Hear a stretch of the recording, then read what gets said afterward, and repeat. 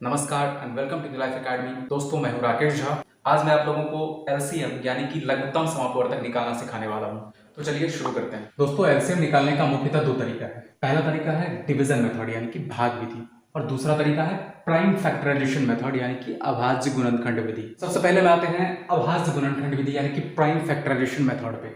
उदाहरण के लिए 20, 25 और 30 का एलसीएम निकालते हैं। इन तीनों को बारी बारी से हम पहले अभाज्य गुणनखंडों के रूप में व्यक्त करते हैं। तो 20 का आता है 2 एकम 2, 2 दूनी 4, 4 पंचे 20। इनमें 2 कितनी बार आया है? 2 आया है 2 बार। 5 कितनी बार आया है?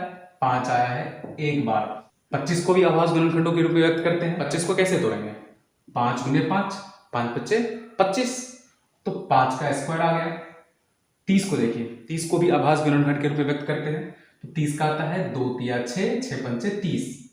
इसका भी आ गया, यानी कि 1 बार 2 आया है, 1 बार 3 आया है और 1 बार 5 आया है। ठीक है, इसका एलसीएम क्या होगा?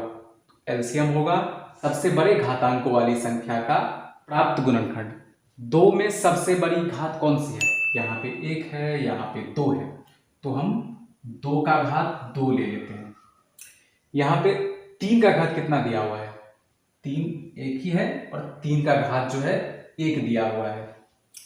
अब 5 देख लीजिए, 5 में यहाँ पे 5 का घात 1 दिया हुआ है, यहाँ पे 5 का घात 2 दिया हुआ है, यहाँ पे 5 का घात 1 दिया हुआ है। तो सबसे बड़ा कौन सा है? सबसे बड़ा घात है 2, तो 5 का घात हम 2 ले लेते हैं। ठीक है, अब इन सबको मल्टीप्लाई करते हैं। 2 दूनी 4, 3 एकम 3, 5 बच्चे 25। अब इन तीनों को मल्टीप्लाई करते हैं। 25 चौके 100। अब 100 को 3 से मल्टीप्लाई करते हैं। 100 तिया 300, तो हमारा एलसीएम क्या हो गया? 300। दोस्तों, एलसीएम बनाने की सबसे प्रचलित विधियों में दूसरी विधि है भाग विधि यानी कि डिवीजन मेथड। 4 और 6 का एलसीएम निकालना है हमें इसमें सबसे छोटी से छोटी संख्या से भाग लगाना स्टार्ट करना है। कम से कम 2 संख्या में भाग लगना चाहिए, तभी आप किसी नंबर से इसमें भाग लगाएंगे। यहाँ पे 2 ही संख्या है, तो इन दोनों में भाग लगना चाहिए। और सबसे छोटी से छोटी संख्या जिसे हम भाग दे सकते हैं वो है 2। 2 से किसी संख्या में भाग लगेगा या नहीं लगेगा ये आपको पता कैसे चलेगा? किसी संख्या का जो अंतिम अंक होगा वो या तो 0 होना चाहिए, या 2 होना चाहिए, या 4 होना चाहिए, या 6 होना चाहिए, या 8 होना चाहिए। पांचों में से कोई भी एक डिजिट जो है वो आपके नंबर के लास्ट में दिया हुआ है, तो उस नंबर में 2 से भाग लग जाएगा। 4 और 6 में 4 आ रहा है यहाँ पे और 6 भी आ रहा है, मतलब कि 4 6 में 2 से भाग लग जाएगा, तो 2 से भाग लगा देंगे। यहाँ पे 2 लिखेंगे।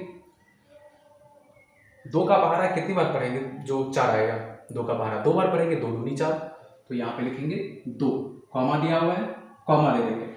अब 2 का पहाड़ा कितनी बार पढ़ेंगे? तो 6 आएगा, 2 का पहाड़ा 3 बार पढ़ेंगे, 2 तिया 6, यहाँ पे लिखेंगे हम 3, 2 तिया 6।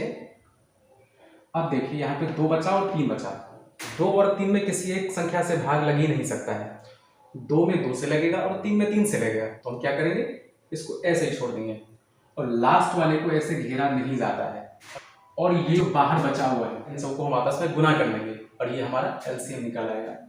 तो हम लिखेंगे LCM बराबर, ये 2 लिख लेंगे यहाँ पे, बीच में गुना देंगे, ये 2 यहाँ पे लिखेंगे, बीच में गुना देंगे, ये 3 यहाँ पे लिखेंगे, बराबर के नीचे बराबर देंगे और तीनों को आपस में गुना कर देंगे।